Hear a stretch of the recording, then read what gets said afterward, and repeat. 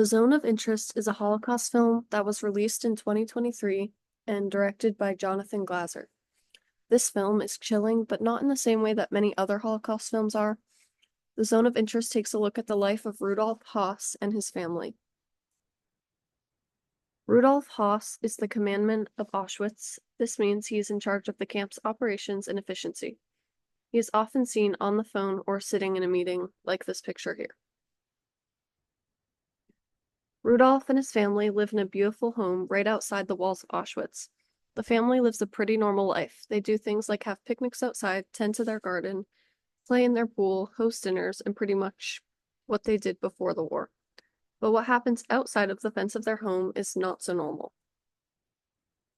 The family can hear screams, gunshots, and they can see and smell the smoke from the crematory.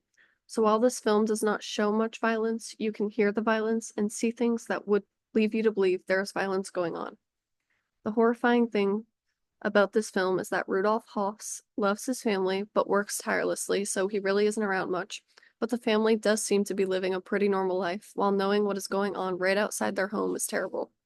It is almost like the family is ignoring what they are seeing and hearing and brushing it off, like we brush off the sound of traffic or the chirping of birds.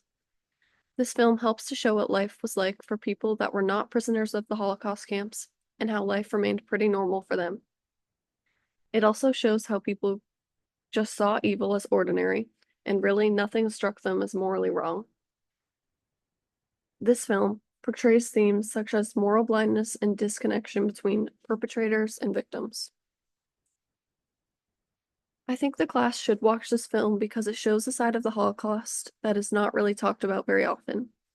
Yes, it is so important to learn about the victims and prisoners and what they went through, but I think it is also important for people to see what it was like on the other side because it is really eye-opening. The film is in German, which does make it a little bit more challenging to watch because you have to be very focused and read the subtitles, but it makes the film feel more real because it was not translated into English.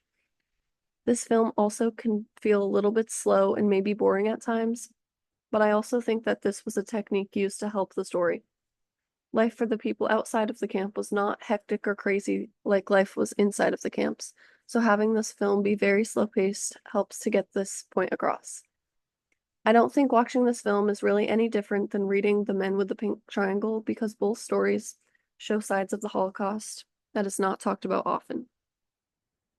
Gay prisoners of the Holocaust are not people often thought about when talking about this topic, and until I read the book, I did not realize that the way they were treated or what they wore was any different from what everyone else did or wore. Before watching this film, I did not realize that life outside of the camp was so normal. I actually assumed that there had to be some kind of chaos or fear, but according to this film, everything seemed pretty slow-paced and normal for them. So yes, I think this film should be watched in class because it does show another side of the Holocaust.